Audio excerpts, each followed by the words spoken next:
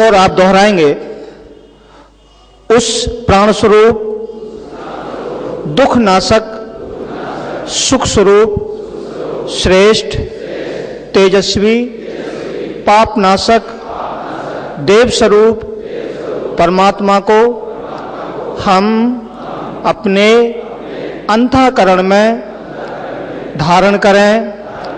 वह परमात्मा हमारी बुद्धि को सन्मार्ग में प्रेरित करे।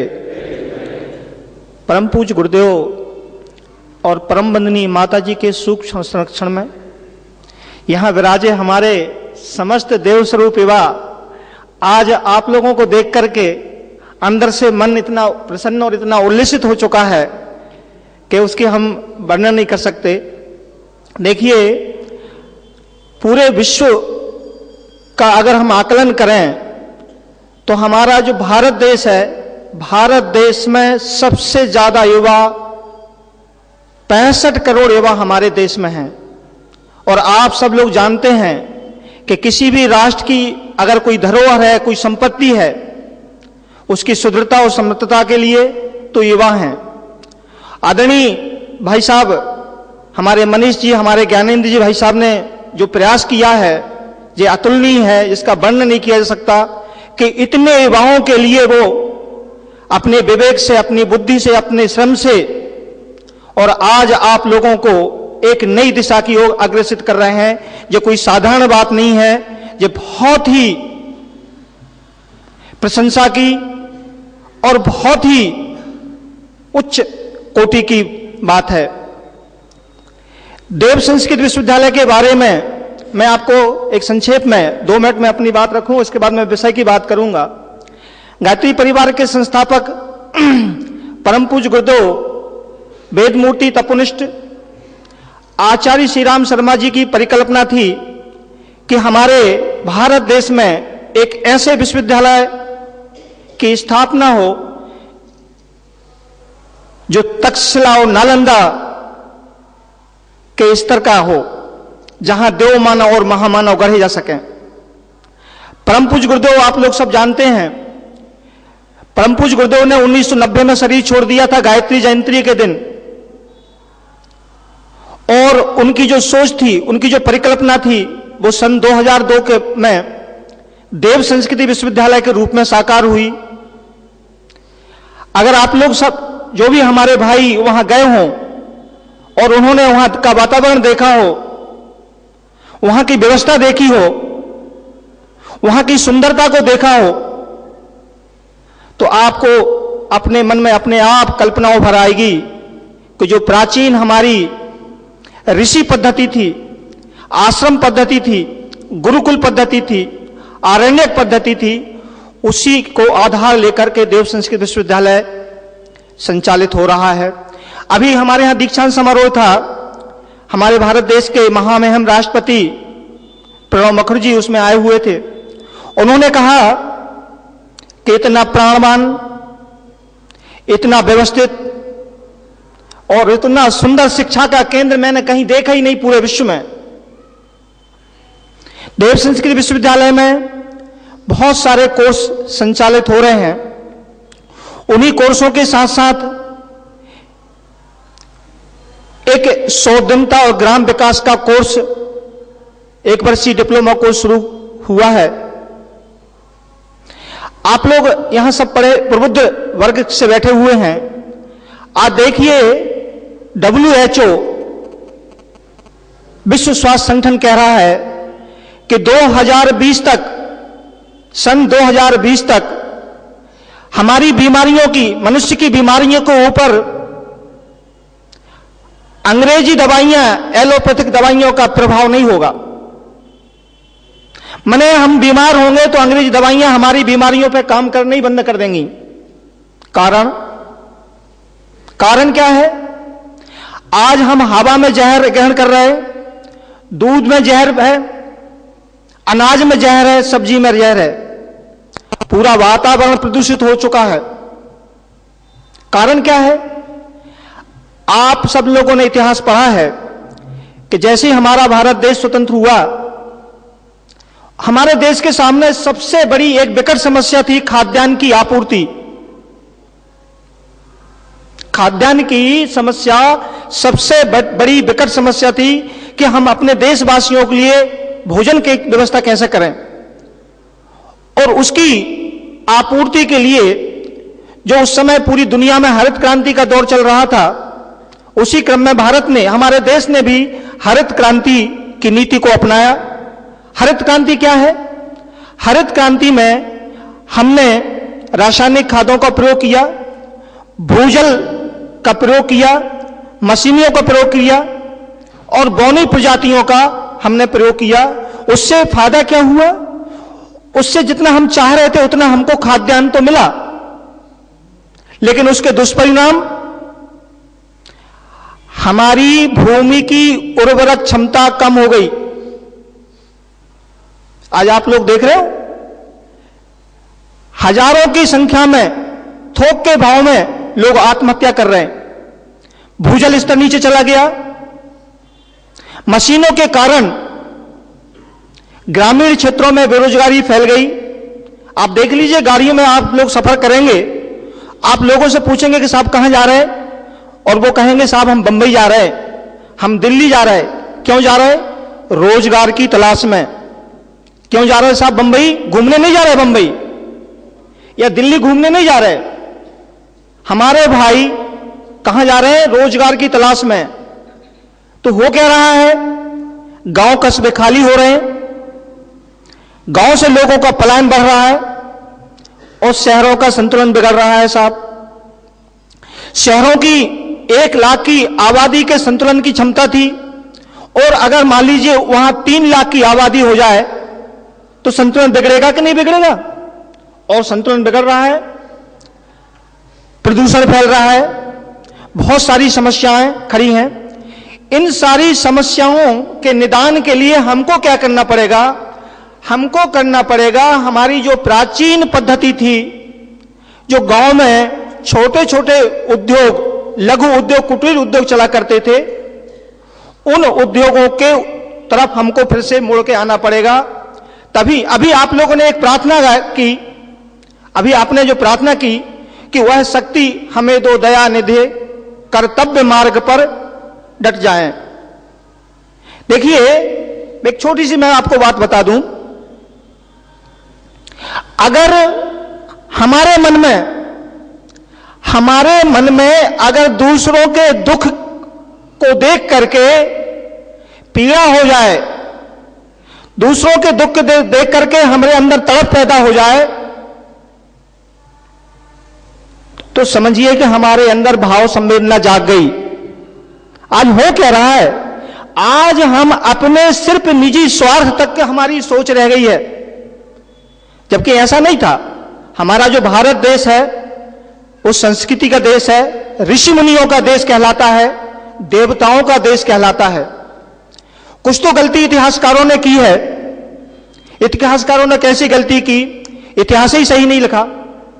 लोग कहते हैं कि वास्को डी गामा ने भारत की खोज की। इतिहासकार कहते हैं कि वास्को डी गामा ने भारत की खोज की। वास्को डी गामा ने भारत की खोज की है? मालूम आपको क्या किया वास्को डी गामा ने? वास्को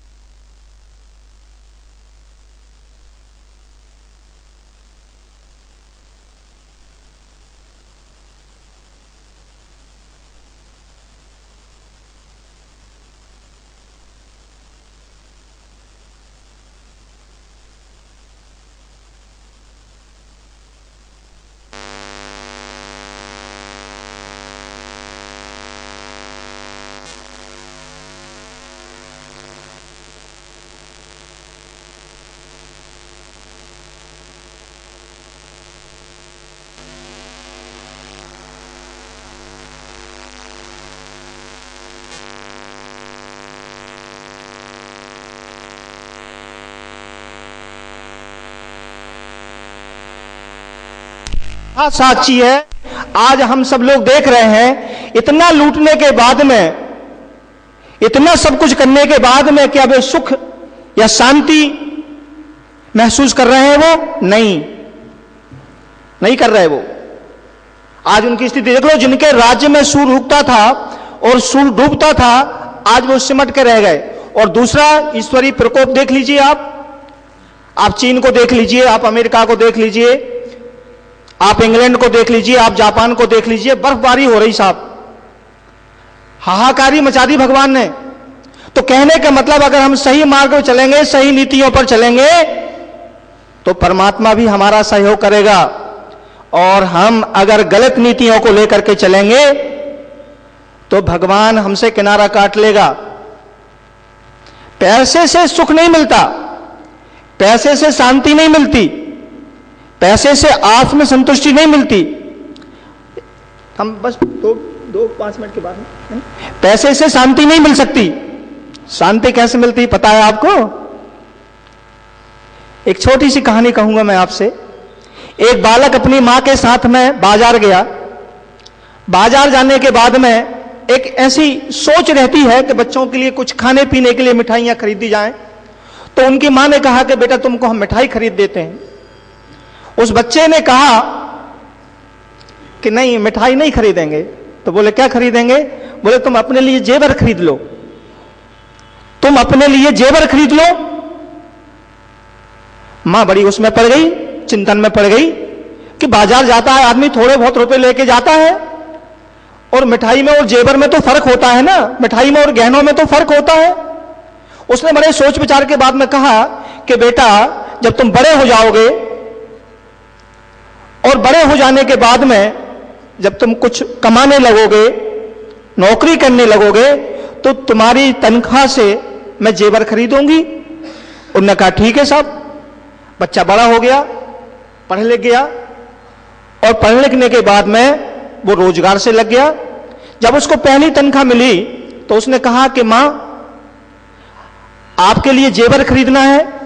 हाँ। बोले बेटा मेरे लिए 3 जेवर खरीदना है, 3 गहने खरीदना है। तो बोले मां चलो बाजार और गहने खरीद लो, या उनका नाम बताओ। तो उनकी मां ने उस बालक को बताया कि बेटा पहला गहना, जिस गांव में हम लोग रहते हैं उस गांव में कोई पाठशाला नहीं है, नहीं उस गांव में कोई हॉस्पिटल नहीं है, औषधालय नहीं है। तो पहला गहना तो मेरा यह है कि तुम उस गांव में एक छोटा सा अस्पताल बनवा दो। उन्होंने कहा ठीक है मां। और उस बालक ने उस गांव में, अब वो बालक नहीं रहा, अब वो युवा, आपके जैसा युवा हो गया, और उस बालक ने उस गांव में एक औषधालय खुला बनवा दिया। कुछ समय के उपरांत उसने कहा कि मां दूसरा गहना। उन्होंने कहा कि उस गांव के बच्चे बाहर पढ़ने जाते हैं, बरसात में और कई चीजों में उनको परेशानी होती है, बच्चियों को परेशानी होती है, तो उस गांव में बेटा एक पाठशाला बनवा दो। दूसरा गहना, उस बच्चे ने उस गांव में एक पाठशाला बनवा दी। और तीसरा गहना उन्होंने कहा कि एक कोषालय की स्थापना कर दो बेटा उस गांव में। क्यों? जो हमारे गांव के प्रतिभावान होशियार जो बच्चे हैं लेकिन गरीब हैं, उनके लिए ऐसी व्यवस्था बन जाए कि उस कोषालय से वो लोन ले लें, और जब वो कमाने लगे तो उसमें जमा कर दें। तो उन्होंने वो भी सब काम कर दिया। काम करने के बाद में वो अपनी मां को ले गया दिखाने के लिए, और उस समय उनकी मां न कान से सुन सकती थी, न आंख से ठीक से देख सकती थी। लेकिन जब उसने सुना तो वो द्रवित हो गई, और खुशी के आंसू उसकी आंखों से आने लगे। वो बालक कौन था मालूम आपको? वो बालक कौन था मालूम आपको? ईश्वरचंद्र विद्यासागर। वो बालक कौन था? ईश्वरचंद्र विद्यासागर। कहने का मतलब, आज हमारे ये आदरणीय जो भाई लोग हैं, जो युवा लोग हैं, जो आप लोगों के लिए नेक मार्ग पर, एक अच्छे मार्ग की तरफ प्रेषित कर रहे हैं। ये साधारण काम नहीं है, ये साधारण काम नहीं है, और ये साधारण आदमी के बस का भी काम नहीं है। लोगों के पास तो 4 लोग नहीं इकट्ठे हो पाते, और इनके पास तो हजारों की संख्या में आज युवा है। और ऐसे कामों में इनका कौन सहयोग करता है पता है आपको? ऐसे काम में परम पूज्य गुरुदेव सहयोग करते हैं, परमात्मा सहयोग करता है, वंदनीय माता जी सहयोग करती हैं। अब मैं थोड़ी सी अपनी बात रखूंगा, इसके बाद मैं अपनी बात को समाप्त करूंगा। मैं एक कोर्स के बारे में आपको बता रहा हूं। देव संस्कृत विश्वविद्यालय में बहुत सारे कोर्स संचालित हो रहे हैं। उन कोर्सों में एक कोर्स है स्व उद्यमिता और ग्राम विकास का। स्व उद्यमिता और ग्राम विकास का क्या है? ऐसी रोजगार परक शिक्षा की व्यवस्था है। हमारा 1 वर्षीय स्व उद्यमिता एवं ग्राम विकास प्रबंधन पाठ्यक्रम शिक्षित नवयुवकों की बेरोजगारी का समाधान देता है। उनमें स्वरोजगार हेतु योग्यता, प्रबंधन क्षमता एवं आत्मविश्वास जागृत करता है। विभिन्न प्रकार के लगभग 100 कुटीर उत्पादों के बारे में वहां विद्यार्थियों को उसके गुण और उसके लाभ के बारे में बताया जाता है और प्रैक्टिकल कराए जाते हैं। उपरोक्त सामान्य प्रशिक्षण के अतिरिक्त प्रत्येक छात्र को अपनी परिस्थिति एवं रुचि के अनुसार उसके द्वारा चयनित 8 निर्धारित उद्योगों में से किसी एक में 15 दिन का स्पेशल उस कोर्स के बारे स्पेशल प्रशिक्षण कैंपस में, हमारा देव संस्कृत विश्वविद्यालय में या कैंपस के बाहर प्रशिक्षण दिलाया जाता है। क्यों दिलाया जाता है? ताकि वे विशेषता हासिल कर सकें। ये 8 उद्योग निम्न हैं। ये कौन से उद्योग हैं? इनमें फल और सब्जी परिरक्षण। फल और सब्जी परिरक्षण में क्या आता है? जैसे जैम है, जेली है, मुरब्बा है, अचार है, आंवले की टॉफी है, बेल की टॉफी है, ब्रह्म रसायन है, आपका दारिमा बले है। तो इसमें कुछ खाने पीने के साथ साथ कुछ औषधियां उत्पाद भी विद्यार्थियों के लिए सिखाई जाती हैं। इसके साथ साथ गौ आधारित उत्पाद में 25 उत्पाद विद्यार्थियों के लिए सिखाए जाते हैं और उनके प्रैक्टिकल कराए जाते हैं। कैसे उत्पाद? जैसे आज फेस पैक है, फेस क्रीम है, फेस पाउडर है, शैम्पू है, साबुन है, बहुत सारे ऐसे उत्पाद जिनमें किसी प्रकार का कोई रिएक्शन नहीं है। ऐसे 25 उत्पाद। आज देखिए, आप लोग देखते हैं गौ हत्या बंद करो, गाय के ऊपर से बहुत सारे हमारी वो चल रही हैं, बहुत सारे हमारे संगठन उसका विरोध कर रहे हैं। लेकिन छोटी सी बात है कि अगर गाय के गोबर और गौमूत्र की अगर हम उपयोगिता सिद्ध कर दें तो गाय दूध देने के बाद भी हमारी गाय उपयोगी रही आएगी। लेकिन जर्सी गाय नहीं भैया, उसके लिए देसी गाय चाहिए। मालूम आपको? उसके लिए देसी गाय चाहिए। आज आप देख रहे हैं कि कत्ल खानों में जब जो गाय जाती हैं तो हर दिन पेपरों में आप लोग पढ़ते हैं कि आज 2 ट्रक गाय वहां जब्त हुई, 3 ट्रक गाय वहां जब्त हुई, 1 ट्रक गाय वहां जब्त हुई।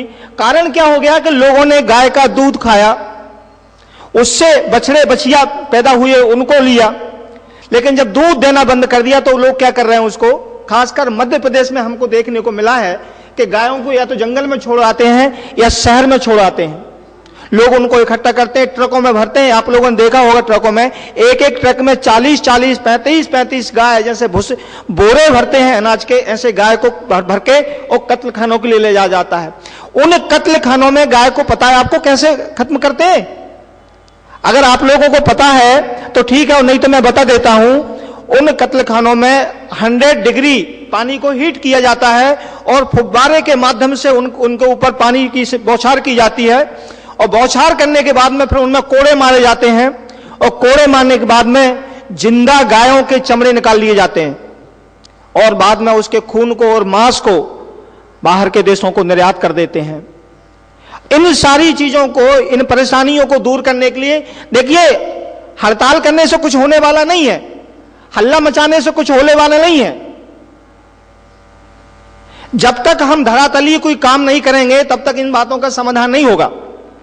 और उसके लिए मैंने आपको बताया कि 25 गौ उत्पाद, धूप बत्ती, गाय के गोबर से थोड़ा सा गुल डाल दें, उसमें थोड़ा सा तुलसी का वो डाल दें, गौमूत्र डाल दें, कपूर डाल दें और गाय के गौमूत्र की धूप बत्ती बना दी और वो धूप बत्ती आप रूम में, कमरे में 1 घंटे के लिए जला दीजिए। रात भर आपको मच्छर नहीं काटेंगे। 1 घंटे के बाद में वातावरण पवित्र होगा।